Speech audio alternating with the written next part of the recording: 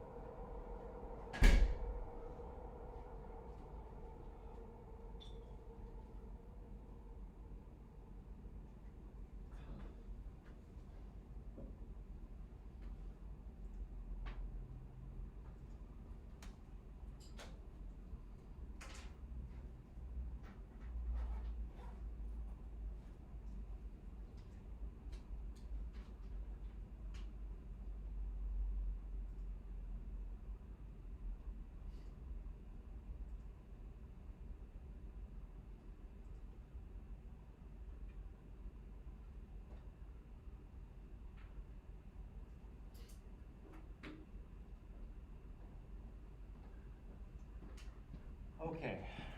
Ready, guys? Okay. All right. Good morning, everyone. Welcome to Friday, the day we've all been waiting for. Unati is here. Good morning to you, Unati. Let's dive in. So, yesterday I had asked you to read and answer these questions. Are we done? Let's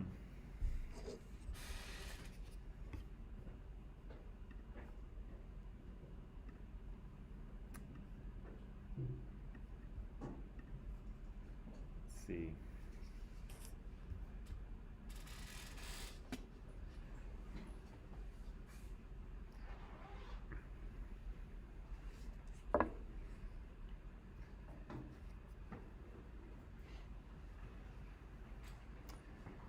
Have a seat, Andre.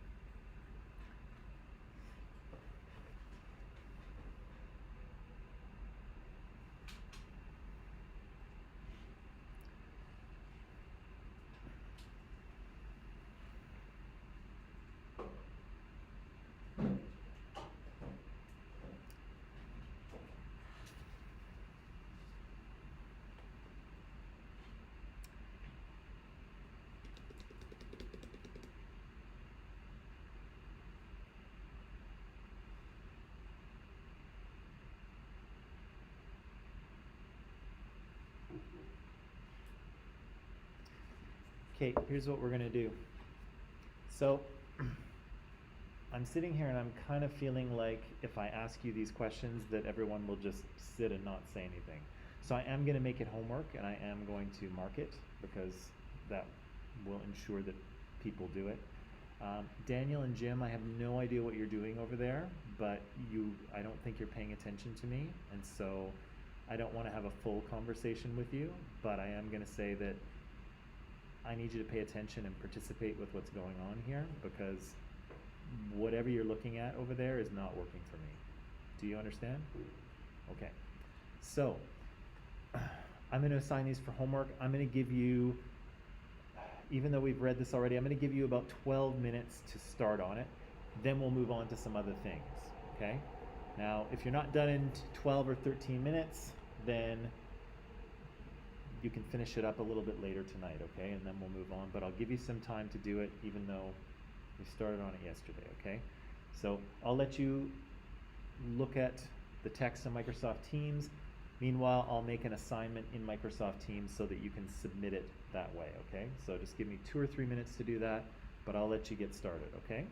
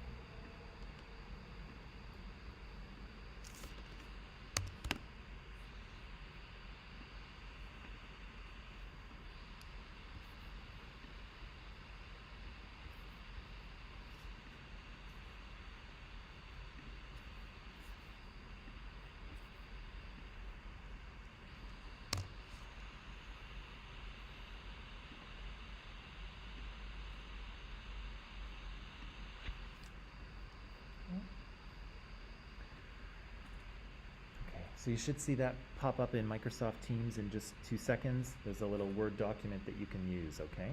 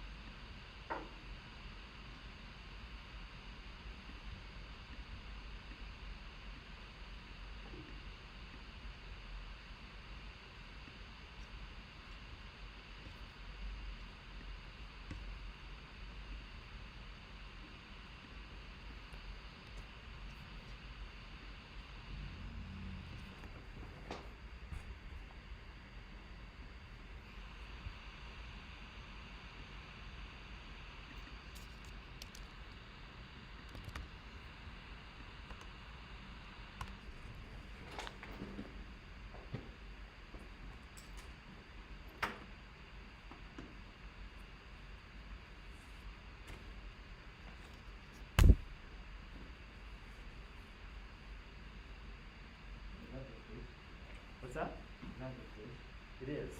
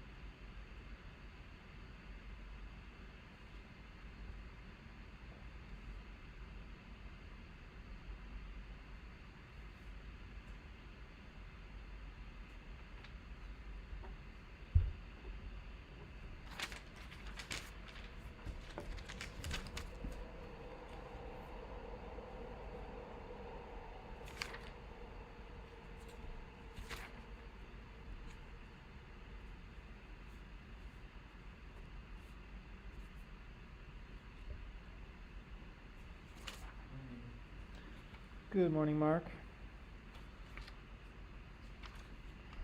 Mark, what you see on the board there is now a homework assignment, so you'll see it in Microsoft Teams, okay?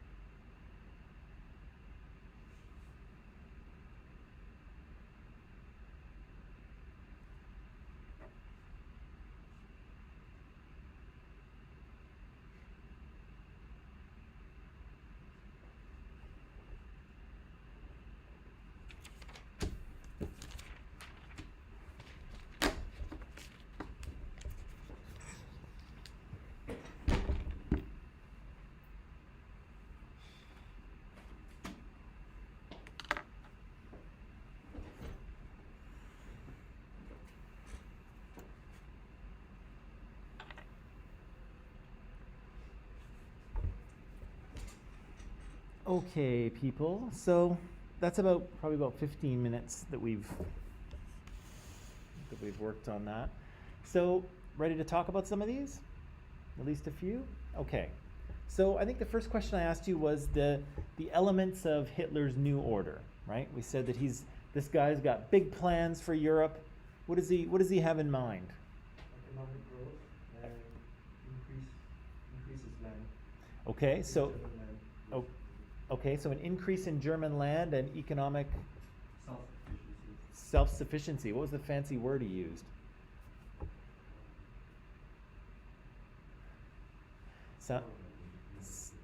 It sounds like what you eat for Thanksgiving.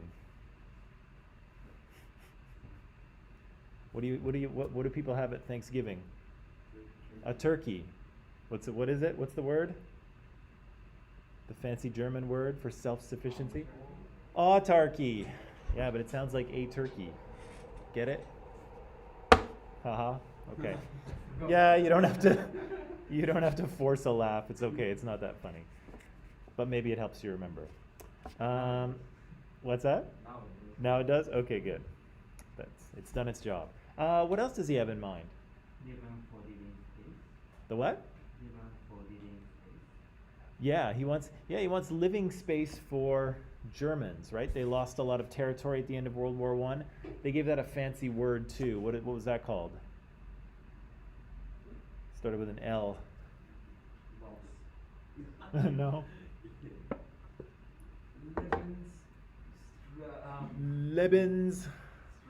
Lebensraum. I don't have a clever way to remember that one. I think if you can think of a way to remember it, let me know, but I'm not sure. It's not as easy as a turkey. Right, so he wants some living space for German people. Where is he going to find all this space? Neighbor countries. Such as? What's that? Yep, he's going to, so Czechoslovakia. Who else? Netherlands, yeah, maybe a little bit. Maybe not so much France. Austria? Yep. Austria. Who else? Poland. Right? Maybe even a little bit of the Soviet Union if he gets around to it, right? This is where he's going to get all that Lebensraum. This is where he's going to get his living space, right? And what's going to happen to all the people that just happen to live in Poland and Czechoslovakia, Austria? What? Get out. Get out, right? If you're not, They went to war, like mini war. yeah, if you're not a pure-blooded German, you're going to be encouraged to leave, right? You're going to be kicked out so that it can belong to, so your land can be owned by Germans. Sounds nice. What else does he have in mind?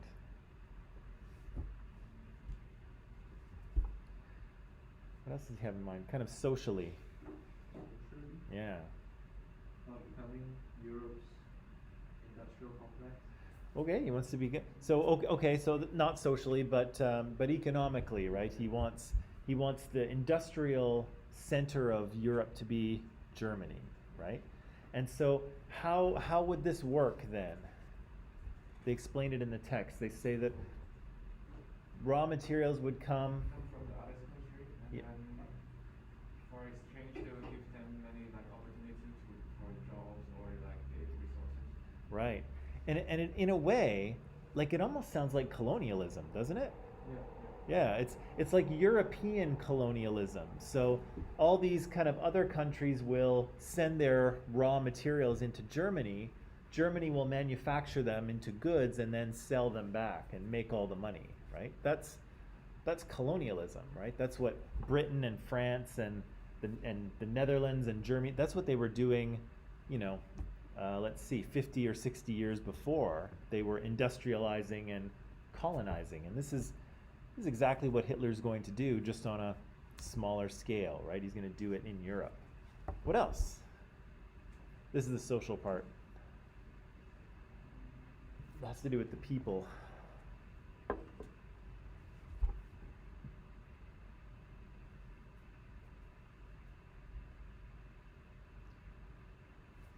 So, yeah, if you're a pure-blooded German, Or you'll be annexed, I think is what they said, or extradition. Okay.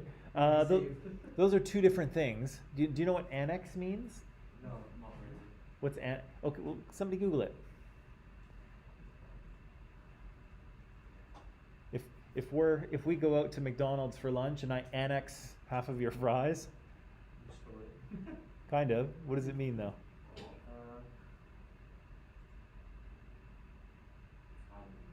Um, What does it say?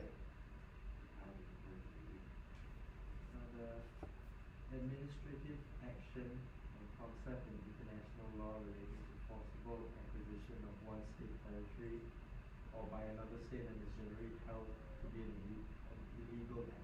Yikes. Okay. So if we kind of strip that back, maybe we can say it's taking someone else's land, right? Illegally. So again, maybe it doesn't work for fries so much, but if you annex something, you take it over, right? You make it yours illegally. And so yeah, so Oh, that's the informal meaning. that's the informal meaning? Yeah. That sounded pretty formal to me. Yikes. What's the formal one?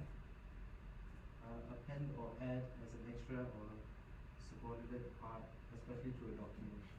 Oh, really? Yeah. I've never heard it used in that context.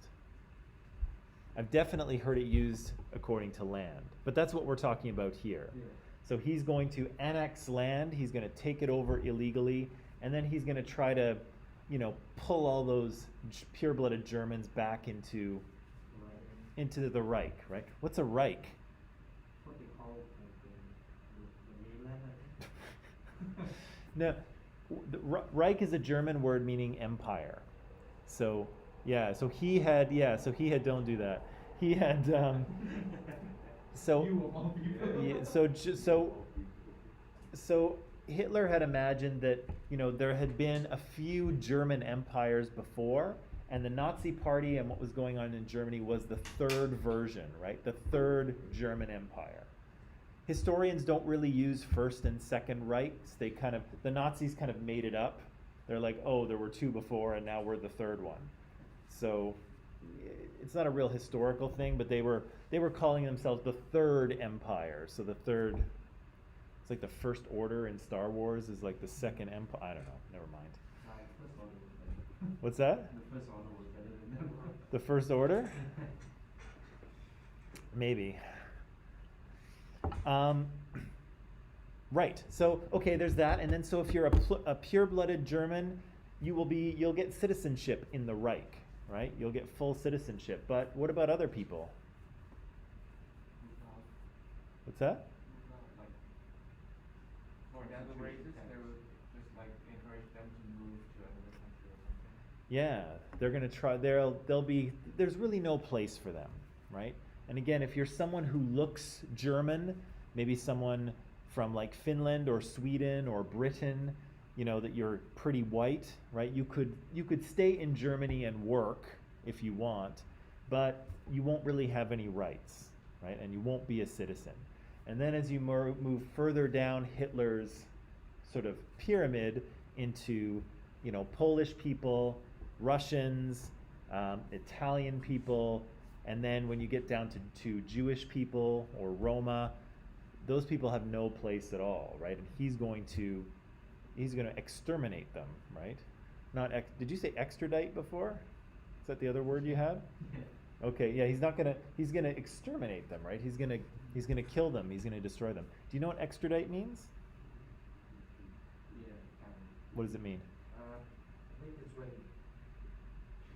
let's say you're a Canadian citizen, you commit a crime somewhere else, the government has the right to extradite you and charge you against their laws. Yes, although in that case it would be Canada extraditing. Yeah. So if I went to Singapore and murdered somebody and then came home to Canada, the Singaporean government could call the Canadian government and say, hey, one of your people committed a crime, will you send him to us so we can put him on trial? Like an extradition? Yeah, that's an extradition. So if Canada has an extradition agreement with Singapore, then Canada might send me to Singapore for trial. If we don't have the agreement, then I guess I'm, as long as I never go back to Singapore, right?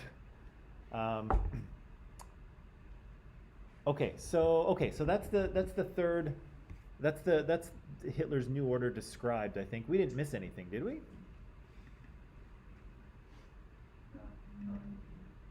The Lebensraum, the autarky, his sort of social engineering product that he wants to. Well, let's just have a quick look. Got it right here. Right, German hegemony over Europe. What's hegemony mean? Right? Do you know what hegemony means? Or hegemony? Sometimes it's there. Second point.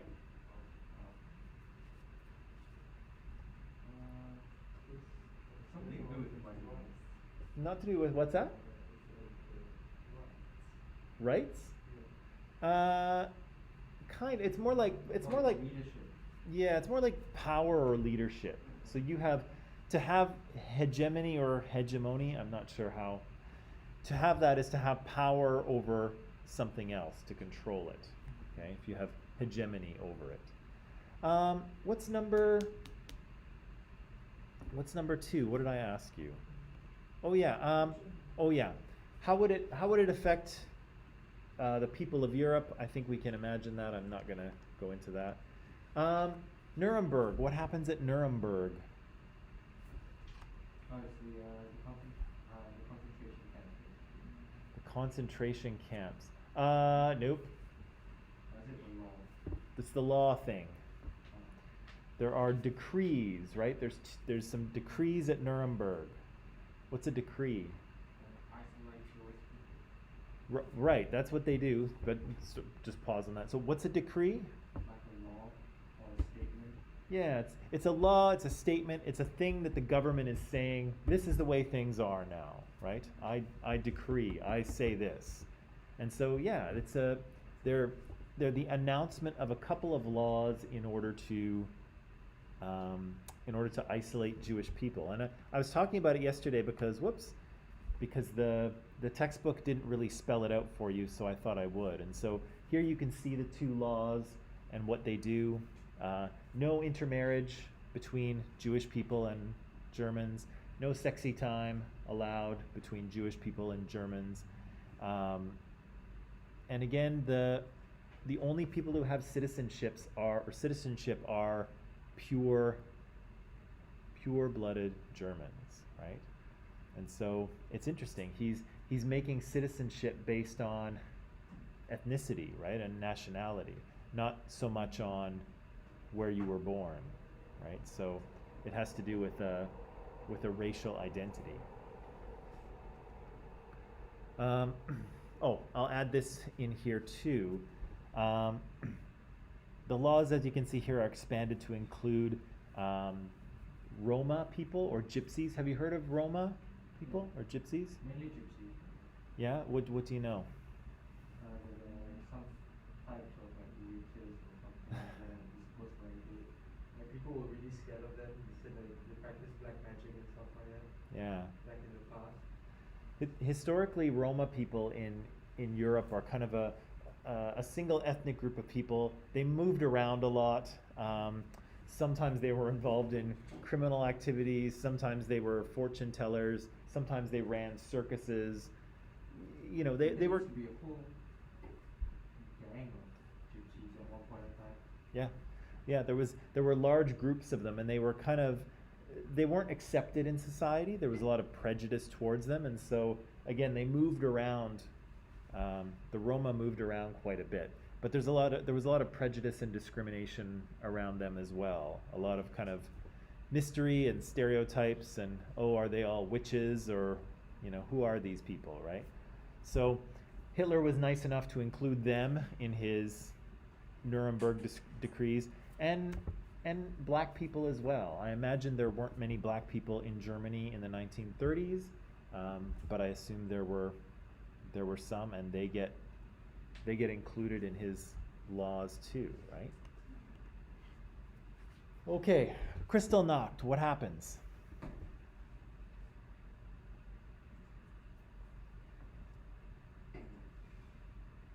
What does it mean?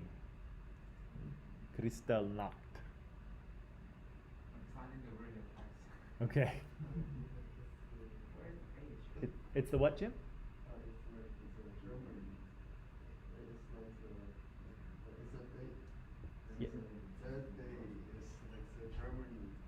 They robbed the Jewish people's shops and like they kill a lot of Jewish people.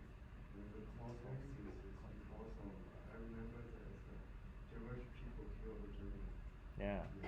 Yeah, so it's a night or a 24-hour period where the Nazi government sort of, goes berserk on the Jewish population, right? So a lot of Jewish people are killed, a lot are rounded up and sent to camps. There's rapes, there's lots of property destruction, right? Lots of Jewish people have businesses in Germany. All of their shops are vandalized or burned or whatever. What else happens to Jewish people in this Kristallnacht thing? They what? Oh yes. Does that happen after or before? You think it's after? Okay. I'm not sure, but I'll take your word for it on this, Andre. But at one point, Jewish people were required to wear an armband or yeah. What that was after? They have to take the jail on their head. Yeah. So. Before that, like the German government, they go the Jewish people have to leave Germany. Yeah. So they actually have to identify themselves in public, right? With the star or with the J, some sort of evidence of who they are, right? Yeah, and how does this Kristallnacht thing get started? Why did the Nazis suddenly decide to punish the Jewish people? They want to rob their property. Well, they do, right? Because they fine them, right?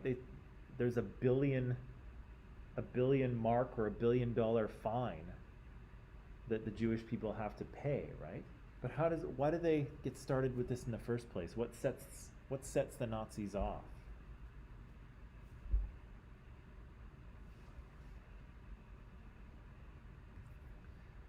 What sets the Nazis off?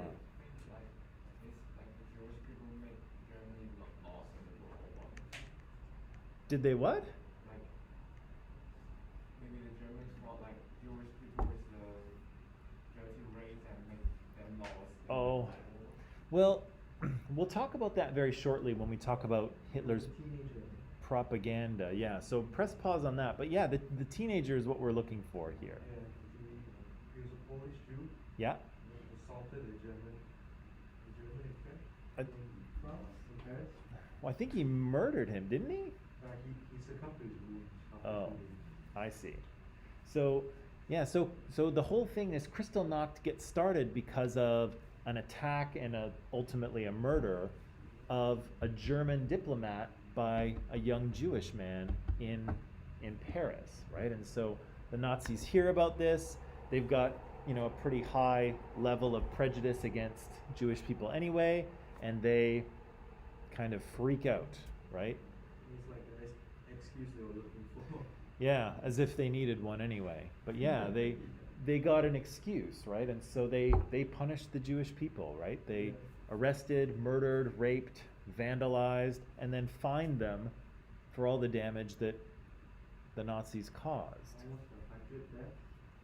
Okay, 100 deaths, 30,000 arrested and Th- thrown into camps. 30,000 people thrown into camps, right? I assume they weren't tried.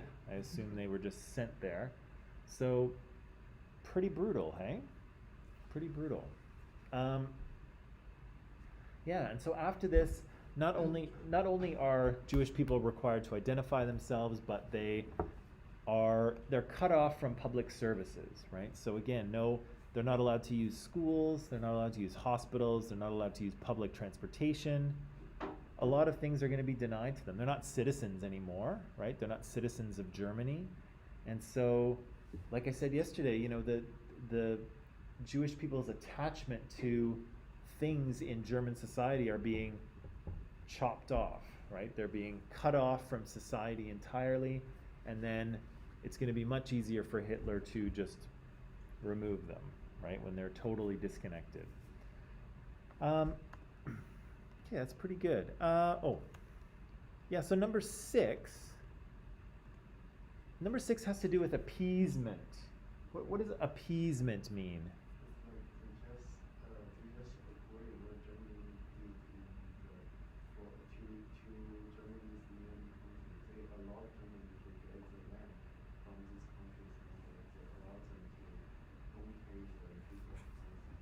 Yeah, nice. And you can use that idea of appeasement for anything, right? So basically, like what you said, Jim, they basically just give Germany what Germany wants, right? And they sort of give him what he wants, hoping that he'll just quiet down, right? Have you ever seen parents do this with their kid? The kid's, being sort of a pain, and they're making a lot of noise, and it's just like, oh, here, just give him an ice cream, and he'll be quiet, right? He won't stop crying, and he wants this, he wants it, and the parents are like, oh, just give it to him, and he'll stop. He'll stop crying, right? So, they appease this, child. They give the child what it wants so that it will quiet down. And the sort of major powers of the time do the same thing, right? They give Hitler what he wants, hoping that, he'll take it and he'll be quiet and he won't cause any more trouble, right? Which seems ridiculous considering what we know now, but that's what they choose to do, right? Let me just see here. Yeah, so I've got a few things there. Yeah, so in Britain they are, they're not really they're trying to recover from a depression, right? There's the Great Depression, which we didn't really talk about, but the world economies are really, really low. The US is having a really bad time. The Brits are having a bad time as well. And so people in Britain are really more concerned with their own lives, right? They're trying to get out of this economic depression. They're trying to compete with the US on an economic basis. And they just don't have time for what's going on in Europe with Hitler, right? So they kind of ignore it, right? France is the same way. They assume that they're protected from Germany. And again, nobody wants to get into a big conflict again, right? It's only 1935, right? And so that's only about 17 years after World War I ended. People remember it really well, right? It's not ancient history at this point. People don't want to get involved in another big war. The First World War was brutal, right? Right? Brutal. Nobody wants to go back there. And so people are just like, okay, he wants to unite with Austria, fine, just let him have it, right? Oh, he took a little bit of Czechoslovakia.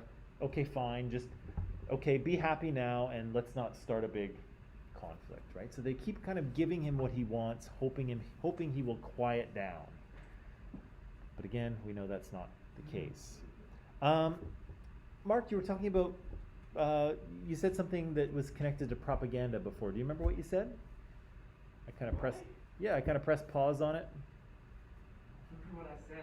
Oh man, me too. Talking about how they use propaganda to start the Night of Terror. I do?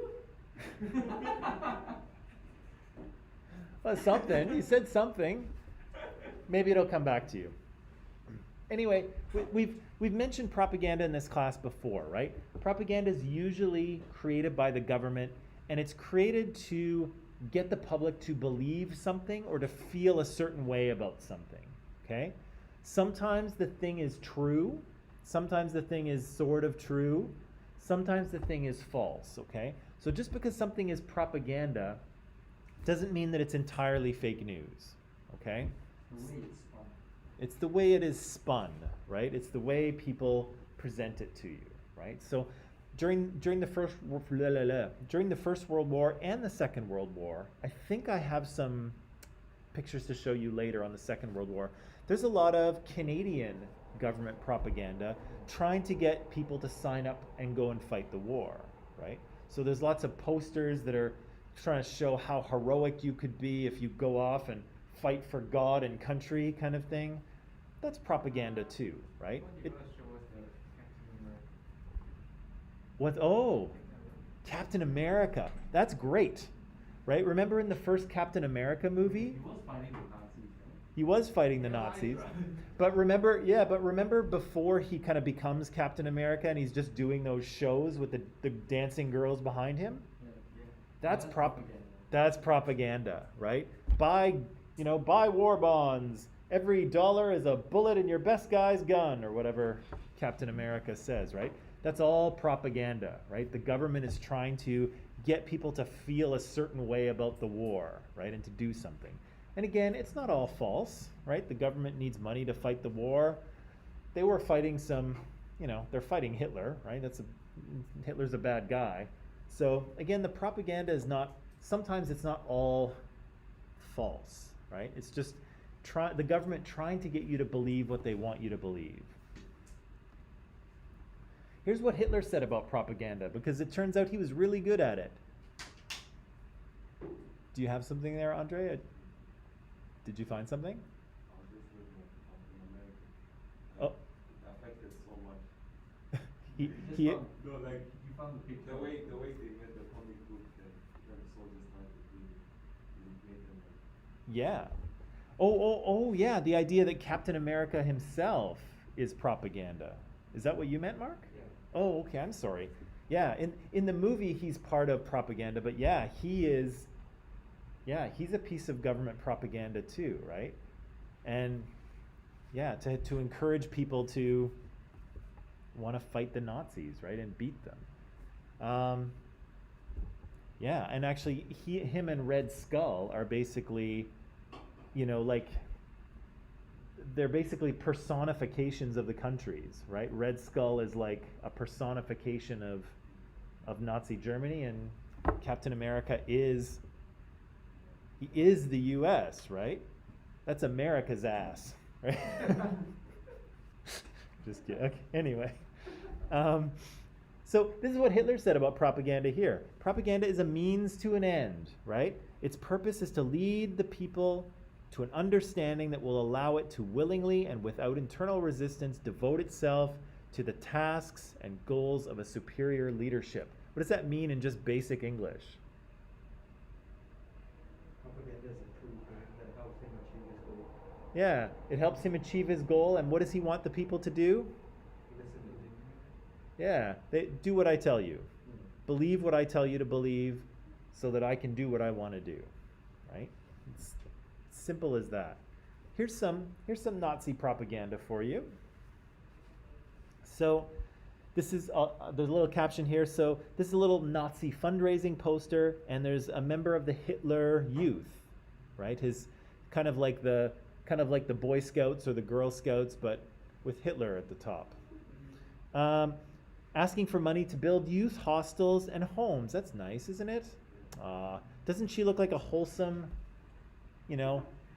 nice, happy young The money woman? was used for concentration camps, if I'm not wrong, right? What's that? The money was used to build the camps, right? If I'm not wrong. But that's the thing, right? Is that but look how, doesn't this seem wholesome and nice? What is she holding? Yeah, it Like, looks where's like- the can? Yeah, that's what. Can you put it at The coins. Oh. Yeah. So she's going around collecting money for youth hostels and for homes. Isn't that nice? Yeah, for the Jewish people. Aren't the Nazis great? quite runs? Right? But again, how does she look? Right? Like what's she looks happy, right? Are you getting, even though we know it's Nazis and it's bad, are you getting kind of a good feeling from this? Yeah. Yeah. Especially if you're German. Yeah. And you're living in Germany at the time. Yeah, right? And Probably donate. yeah, and you donate for a good cause. She's got some flowers there. That's kind of sweet, right? Isn't it? And aren't the Nazis great that they're, yeah, fundraising for youth hostels and homes? So caring. right? So caring. How about this one here? This is what it says here is German students fight for the Führer and for the people. Right? What kind of message are you getting here? What do you see? What's this guy look like?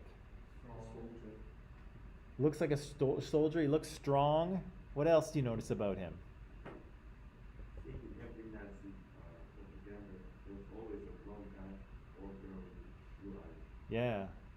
Yeah, so Hitler really Hitler really locked on to that blonde hair, blue eyes thing, right? He thought that was part of the German people and he felt that was Yeah, blackhead. He did. It's not German. He did. From Austria. Well, Hitler technically was a Jew the whole time. no. So technically he was Austrian, right? He was born in Austria. But yeah, he felt that was part of the purity, right? The superiority of the German race. So yeah, you'll see lots of blonde-haired, blue-eyed people in Nazi propaganda because this is the ideal German here, right? This is what Germans should be. And again, what did you see? A soldier, someone who's strong. What other feelings do you get from this guy?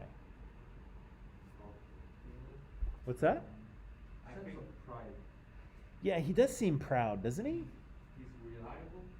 Yeah. Trustworthy. How do you? What makes you think he's reliable? I think those like for the shape of his body, like he's so tough and his smile and he's holding a flag. It's Yeah. Like maybe he's winning the war or something like that. Yeah, that's a guy that won't let you down, right? Yeah. That guy's got a can-do attitude. That guy's got a can-do attitude, right? He's not going to be deterred by things that are difficult or obstacles in his way. He can do it with a smile on his face, right? And the Nazi flag in his hand, right? So there's a lot of kind of very subtle imagery here, right? This strong, competent German guy. The students can fight for the Führer, right? And for the people. Was it to encourage like parents to send their kids into like a youth training center or something? Could be. Let's see. In der Mannschaft des NSD Studentbundes. Does anyone speak German? German is a language that I have trouble kind of like faking my way through because it's very difficult. But yeah, The pronunciation. well, and just there's no similar words between like, yeah, it's German and anything else. it just feels very different to me. But yeah, I think it could be for like a Nazi education program or something like that, maybe. Ooh, Oh, he's saying he's God. have a look. Where does that come from? He's saying he's God. Like you know how like angels are portrayed or like God is portrayed, there's always the sun and the rays of A sun. spotlight or something. Rays of sunshine. Yeah, look at those. It gives hope. Yeah, it's like God is like opening up the heavens and saying, "That's my guy right there," right? I think it's an eagle. I think it's supposed to be like because eagles are a common sort of German symbol. So I think it's an eagle. I don't think it would have been an angel. I don't think the Nazis were particularly religious in any way. It's a weird looking eagle, but I think that's what it's supposed to be. So what else is going on here? God is like opening the heavens and like pointing and saying, "This is the guy, right? This is the leader." What else is happening here? What else do you see? That's long live Germany. Right? Long live Germany. How does Hitler look in this one? Good. Great. Yeah. What makes him Save look? the whole world from like something new. Yeah, like what makes you think he's saving the world here? Because everyone behind him is looking at him. Right. He's got. They look happy. He looks like he's got the whole country behind him. Maybe the whole world behind him, right? And what's the look on his face? How does he look? Serious. Serious. Proud? He looks like his face is saying, "I just won the war." Yeah, right? There's a sense of like determination. Look at his fist, right? He's like, right? He's gonna do it. Right? He's also pointing. And what? Look at his other hand. What's it doing? On the one on the flag? No, the one. Yeah, he's It's in a fist, right? I think he's holding a pin or something. I think that might be on his. I think that might be on his uniform. Yeah, like a Nazi pin or something. Something like that. Anyway, a very determined leader, right? Lots and lots of people behind him, and it looks like even the heavens are, you know, Approving him. approving of this guy, right? It's pretty strong statements here, right? Very bold. Yeah, super bold. What about this one? I don't know what's going on. Okay, well here we go. The NSDAP, so the yeah, so the Nazi party here protects the people.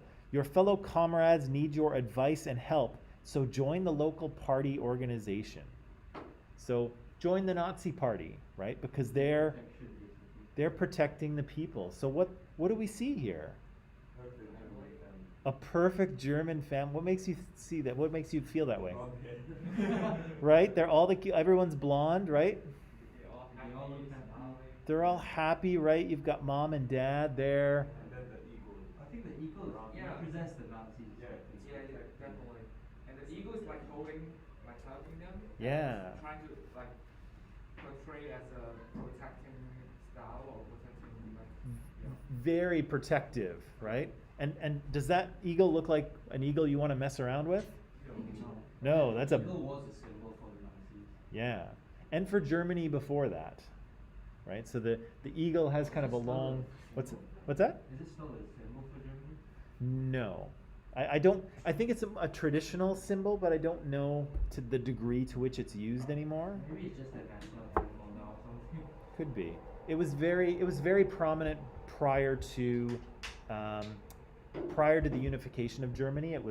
The eagle was a symbol, and so here the Nazis kind of borrow it and make it their own, right? But the eagle is still, but the eagle is definitely the Nazi party, right? And like Mark said, protectively, watching over the family, right? And again, you don't mess with that eagle, do you?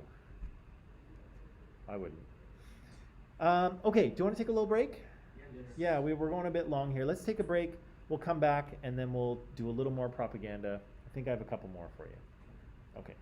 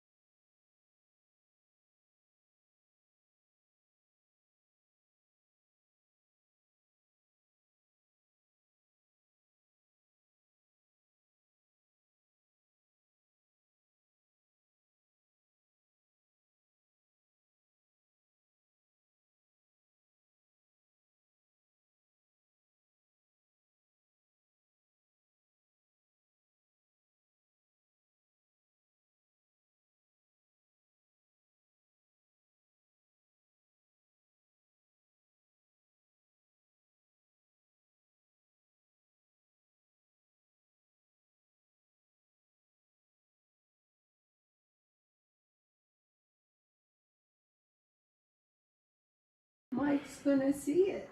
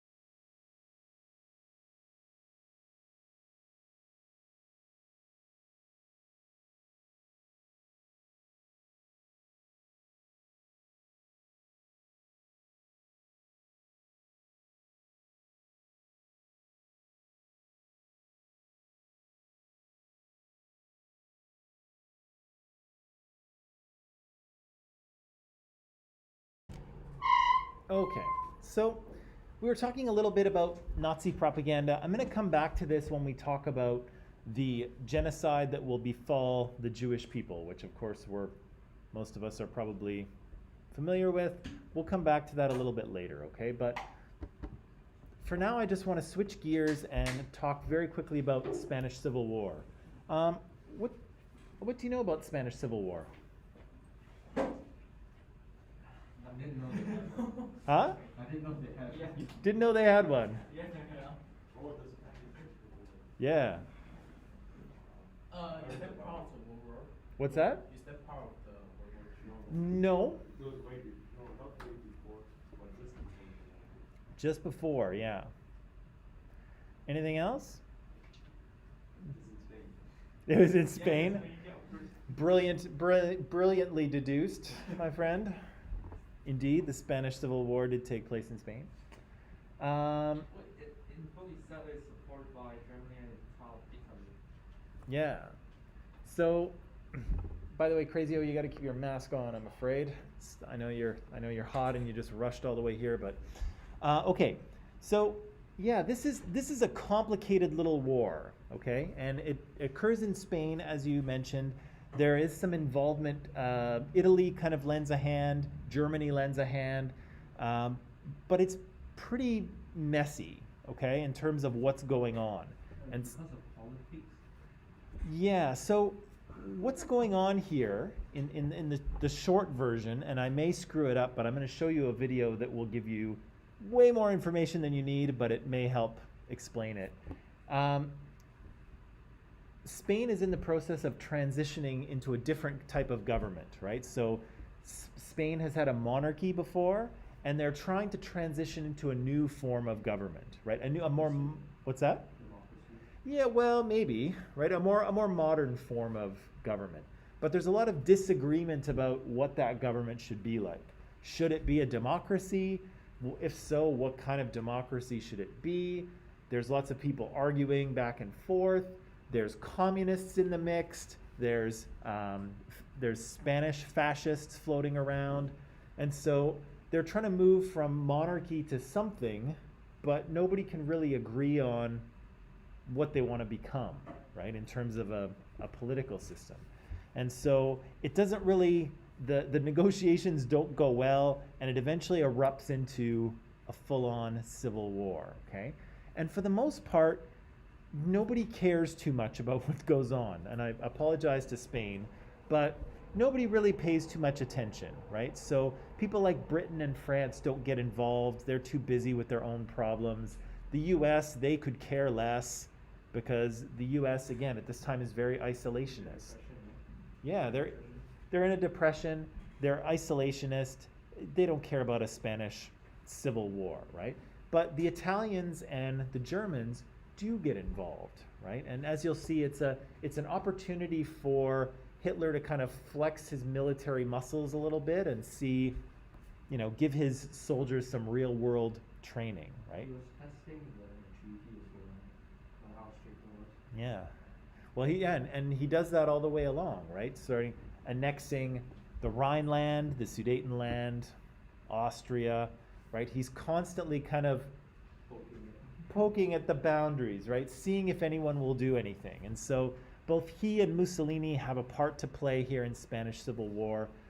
Again, there's not a ton we need to know about this, but I do want you to kind of understand, or at least have exposure to what's going on there, okay? So I'm going to show you this video. For online people, I'm going to post it in Microsoft Teams just so you can watch it as well. Again, it's got too much information because it's a super complicated political situation, but I'll let you watch the video so that way, we'll have at least some background, okay? So, online people, I'll let you watch it. We'll watch it here in class, and then we'll come back very shortly and just sort of recap what we've seen, okay? So, online people, we'll see you in just a few minutes.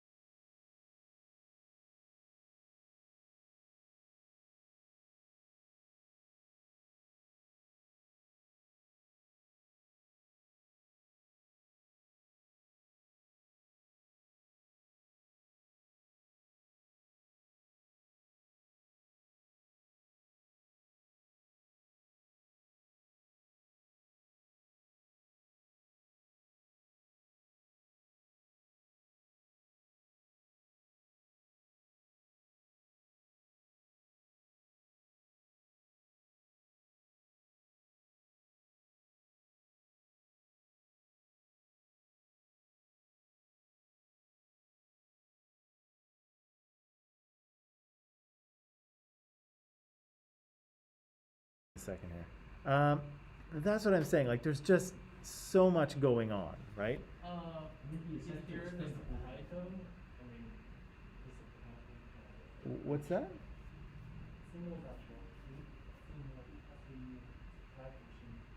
The title? Oh, the sub. Oh, if you watch it on YouTube, there might be subtitles. But again, like, we don't need to pull every little single detail from this. It's too much, right? But as you can see, when the king steps down, there's a lot of people who want to form a government, but there's a lot of disagreement about what that government should be, right? Should it be a fascist government, a communist, a democracy? What kind of democracy? And as you can see, there's a lot of people, not a lot of people, but a lot of different groups. There's a lot of different groups involved, right? So you've got nationalists who are allied with, so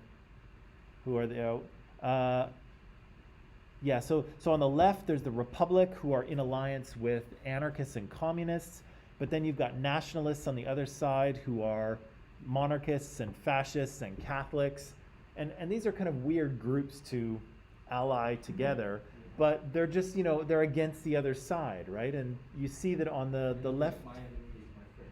Well, yeah, but until they're not, right? And so on the left side, on the Republican side, they can't agree within themselves, and so that's where he says there's a civil war within a civil war, because the left side starts fighting amongst themselves, right? And the right side is kind of more unified under Francisco Franco, right? Maybe that's why no one gives a shit. Well, the thing is that a lot of people didn't care, and then some people made it their, they adapted the war to their own cause, right?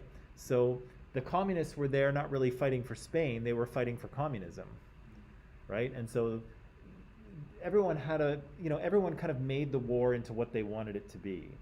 But as I say, it gave Italy and Nazi Germany a chance to kind of, test the water, test some of their war technologies, get involved in a fight without really having to go to war with another country, right? So it's not the cause of the Second World War. It's not really part of the Second World War, but it comes right before it. And it is, a predecessor to what's going to happen as we have, all of these allied democracies fighting against fascist Germany, right? So it's important in its own way. But again, like, to actually understand it, like, you almost have to dig so far into it that it's not worth it, which is maybe another reason why people don't care. I don't know. But yeah, again, there's a lot of detail, but I think that's good enough to know that, the king stepped down, the king of Spain stepped down. There was an attempt to form some kind of government to replace it, and nobody could really agree on what type of government that should be. And everybody, took up arms in order to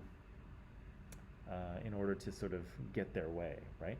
But as you can see, the fascists win, and Spain remains kind of a fascist country all the way to 1975, which is almost unbelievable, right? But that's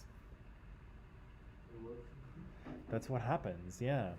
And again, Spain's fascism is a little different than what you see in Germany or in Italy, right? So they had a very kind of authoritarian government, but you didn't see. It was on the same level. No, you didn't see some of the profoundly negative things that you see with the Nazis, for instance, right? And so that kind of leads us into World War II, right? So we've got, as we mentioned in the video, Germany occupies the Rhineland. And of course, in the video, remember, Hitler said that was like the most nerve-wracking 48 hours of his life, right? He moved in, he violated the Treaty of Versailles, and he was like, okay, who's going to stop me now, right? Not who's going to, but is anyone going to? But it turns out they don't, right? So he merges with Austria. Nobody says anything. He takes part of Czechoslovakia, the Sudetenland, And then Britain and France make a peace treaty with him, right? It's peace in our time, says Wilt Chamberlain. What a moron. So, sorry. He says peace in our time, right? But then in, another 6 months or so, Germany takes the rest of Czechoslovakia, right? And then they take Poland. And finally, They start the war. yeah, the appeasement stops, right? And they're like, okay, We this, can do this. well, this guy is not going to settle down, right? He's just going to keep going. And so, yeah, in September, after Hitler invades Poland, the Allies know that they have to act. That's the start, right? The invasion of Poland. That's what sets it off. Yeah. And so, yeah, as you can see here, Britain and 6 years. what's that? The next lasted for 6 years, right? 4. 4. Yeah. I thought it ended in like 45. I thought it was 44? September of 39 to